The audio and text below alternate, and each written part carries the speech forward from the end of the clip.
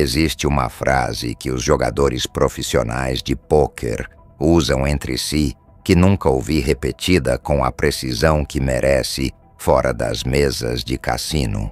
A frase é: se você está numa mesa de pôquer e não consegue identificar quem é o pato, quem é o jogador mais fraco, quem vai perder o dinheiro, é porque o pato é você.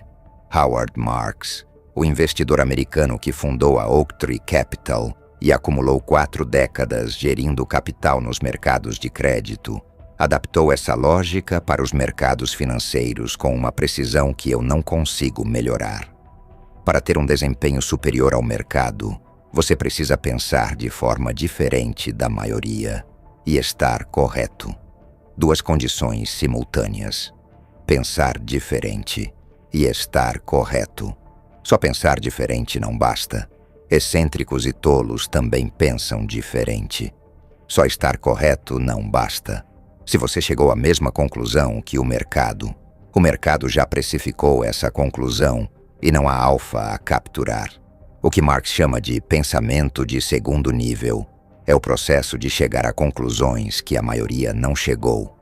Não por ser mais inteligente, mas por fazer perguntas que a maioria não faz. Este episódio instala essas perguntas. E depois de ouvi-lo, você vai perceber que elas se aplicam muito além dos mercados financeiros.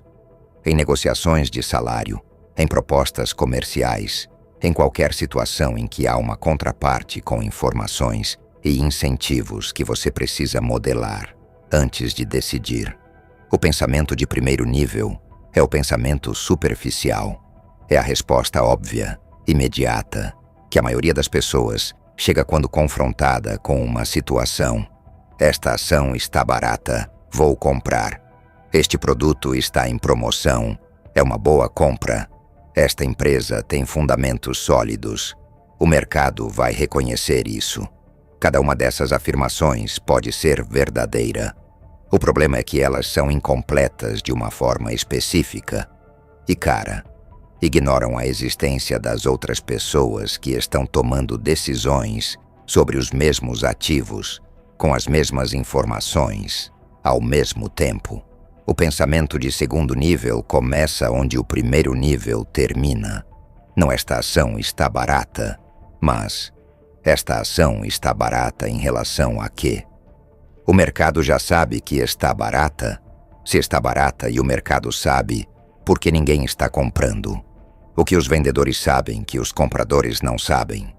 Marx formulou a pergunta central do segundo nível de uma forma que nunca ouvi melhorada.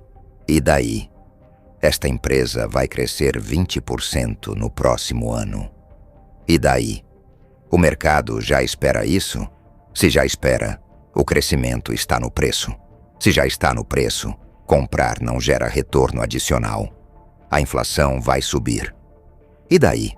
O mercado já precificou isso nos títulos? Se já precificou, a informação não é acionável.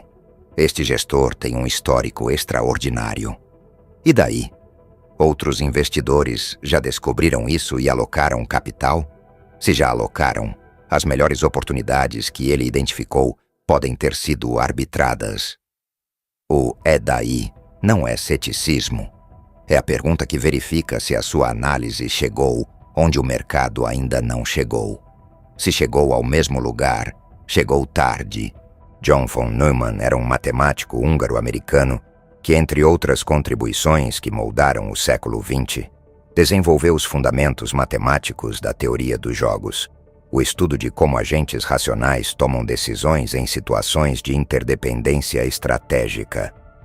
A contribuição central de von Neumann para o nosso propósito é simples e poderosa. Em qualquer situação em que sua decisão ótima depende da decisão de outro agente, você não pode analisar a situação isoladamente. Precisa modelar o outro agente. Isso parece óbvio quando dito assim. Mas a maioria das decisões financeiras e profissionais são tomadas como se a outra parte não existisse, ou existisse apenas como um cenário de fundo passivo, não como um agente ativo com informações, incentivos e estratégias próprias. Quando você compra uma ação, alguém está vendendo. Essa pessoa tem informações diferentes das suas. Pode saber mais, pode saber menos, pode ter restrições de liquidez que a forçam a vender independentemente da análise. Você não pode tomar uma decisão de compra inteligente sem modelar por que o vendedor está vendendo agora, nesse preço. Quando você aceita uma proposta salarial, alguém fez a oferta. Essa pessoa sabe o orçamento disponível, sabe o que outros candidatos foram ofertados, sabe o quanto precisa de você especificamente. Você não pode negociar de forma eficaz sem modelar o que a contraparte sabe e o que ela precisa. Quando você assina um contrato comercial, alguém o redigiu.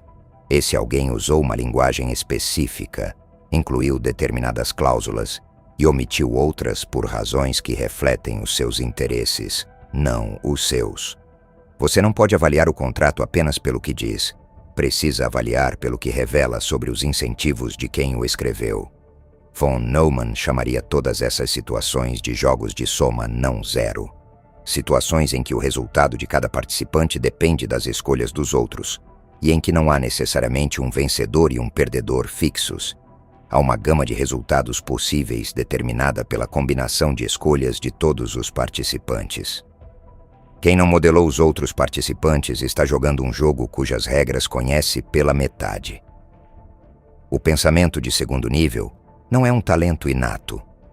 É um conjunto de perguntas que você aprende a fazer de forma sistemática antes de qualquer decisão em que haja uma contraparte. 3 perguntas, sempre essas 3, sempre antes de sentar à mesa. Pergunta 1. O que a contraparte sabe que eu não sei? Esta é a pergunta mais importante e menos feita. Em qualquer transação financeira, a informação é assimétrica. Uma das partes invariavelmente sabe mais sobre algum aspecto relevante. A questão não é eliminar a assimetria. Isso frequentemente é impossível. É identificá-la antes de decidir, para que você possa compensar ou evitar ser o lado desfavorecido. Quando um assessor de investimentos recomenda um produto, a pergunta é: o que ele sabe sobre este produto que eu não sei? Quando um vendedor reduz o preço rapidamente, a pergunta é: o que ele sabe sobre o valor real deste ativo que me fez parecer disposto a pagar mais do que vale? Quando um empregador aceita o seu pedido de aumento sem negociar, a pergunta é: o que ele sabe sobre o mercado de profissionais como você que não está na sua proposta inicial?